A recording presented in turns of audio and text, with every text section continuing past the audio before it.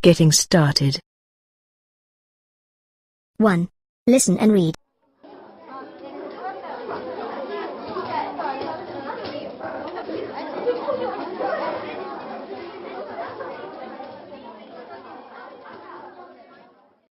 Hello everybody.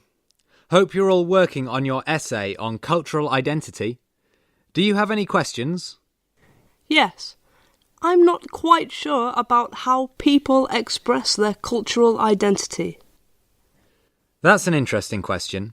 Can anyone give some examples? I think people can do that through the language they speak, the food they eat, and certain styles of clothing. For example, some people still wear their traditional costumes so they can preserve their national identity. That's right. It can also be expressed by beliefs and cultural practices. Do you mean people's religious beliefs, music activities and festivals? Correct. Any other questions? I wonder why people need to protect their cultural identity. You live here, in your motherland, so you can't see why this is important. But for me, a Japanese living in Vietnam, it's essential to understand my family history and traditions.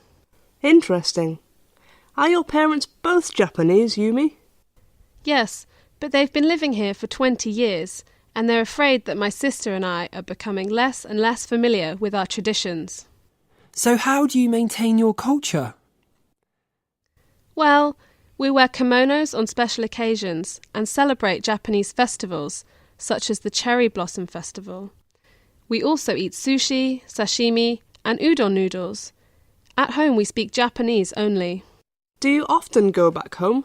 I've been to Kyoto 4 or 5 times to visit my grandparents. But to tell you the truth, I don't know whether Vietnam or Japan is really my home. My parents are from Japan, but I was born and grew up here.